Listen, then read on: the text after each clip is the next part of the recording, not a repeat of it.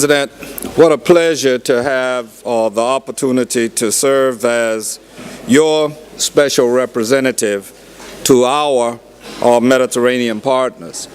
Much of what I'm about to say will overlap with the previous debate, and the two rapporteurs have covered much of the material, as have you.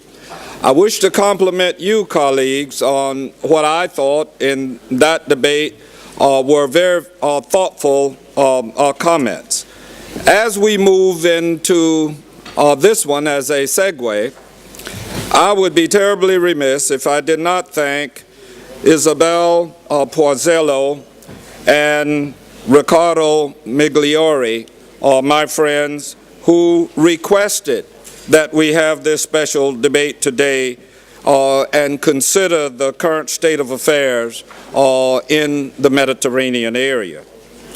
This debate is inspired by the courage and dignity of the people in Tunisia, Egypt, and throughout our Mediterranean partners and that area. Others in the region are motivated as well and are making their voices heard from Tehran to Tangier to Tripoli. We respect that current evolutionary processes among some of our Mediterranean partners leave us without their parliamentary delegations today. Yet it is imperative that we discuss how the OSCE can help their states to prompt their expeditious return to our activities. These are challenging and uncertain times, but also hopeful in their opportunity. And I think we just heard Hedy Fry frame that through the aegis of her country. I believe it is incumbent upon all of us, the OSCE and the Parliamentary Assembly, to reach out to our Mediterranean partners and offer assistance, not only in election organization and monitoring, but regarding democratic institution building as well. In what has become a standing tradition for OSCE PA winter meetings, I met yesterday with the diplomatic missions and parliamentarians of our Mediterranean partners. In this meeting, co-convened with the Irish chair of the contact group, Ambassador Owen O'Leary, I recommended that participating states and the Lithuanian chair in office should be proactive in drafting proposals for support before being asked. In our discussion, partners emphasize the creative energy on the streets, and we see it on our televisions, and we hear it in the reports that we receive from those on the ground. They cite to this creative energy and recognition of local expertise with a newly attained ability to engage in political process. And please do not ignore the social network that has influenced this matter as well. The OSCE can and should have a strong role in equipping this new creative energy. The path forward should be informed by the inseparability of security and stability in the Euro-Mediterranean region. What happens in Libya, what happens in Bahrain, what happens in Yemen and other actors with interests in the region has a direct bearing on Euro-Mediterranean and OSCE region cooperation. We face, ladies and gentlemen, dire circumstances in this world of food insecurity and energy unreliability if we do not act precisely and decisively. I recently met in the United States with the Tunisian ambassador to the United States, Mohamed Salah Takaya, to discuss the situation in his country as it was enveloping. On a side note, I do serve as the co-chair of the Tunisian caucus in the United States, and I serve on a variety of caucuses with our Mediterranean partners and Asian partners in the House of Representatives, and I remain active in all friendship organizations affiliated with our partners. I would encourage you to do the same in your countries, or to pursue similar bilateral partnerships in this time of regional transition.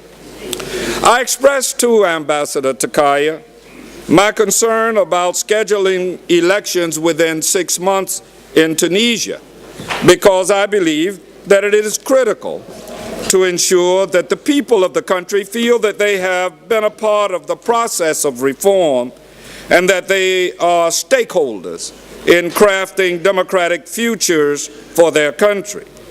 Developing functional political parties, independent civil society, and true democratic pluralism takes time. This is true for Egypt as well, and will be true for those that follow in their reforms. Having said that, we should understand the sense of urgency on the part of change agents to move forward as quickly as possible. Clearly, one cannot have a democracy without free and fair elections. But I've said repeatedly, as have many of you, an election does not itself a democracy make. What is needed is the rule of law, an independent judiciary, a free and unfettered media, respect for the rights of all minorities, and conditions that encourage economic investment. These principles are enumerated by functional expertise in what the Lithuanian chairmanship has brilliantly referred to as the OSCE toolbox. I commend their forward-leaning leadership in seeking to make this toolbox accessible to our partner states. But you are the tools that should be placed in that toolbox from your experiences in your respective countries. So you must contribute expertise to this toolbox through election observation, direct connections with our constituents and with our executive branches, as well as through the work of our committees and special representatives. I must emphasize that taking advantage of the toolbox is not about imposing values. OSCE institutions can offer professional methodology and expertise for institutional development to facilitate the values of a given state. And I suggest to you each is going to present a special challenge and a special opportunity. We have seen from the demands in recent demonstrations that core fundamental freedoms are the common denominator of the citizen expectations in the expanded OSCE region.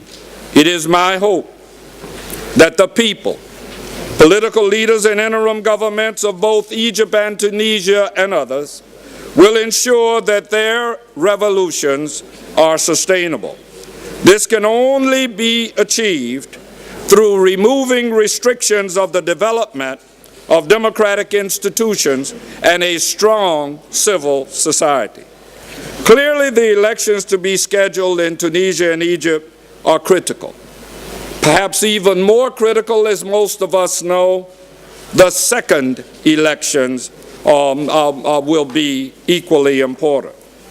I intend to work hard, both in the United States and as President Epithemiou's Special Representative on Mediterranean Affairs, to provide any assistance needed by our colleagues in Egypt and Tunisia and all of our Mediterranean partners and the Mediterranean area.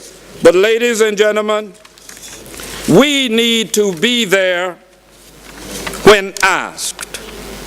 We need to be there when needed.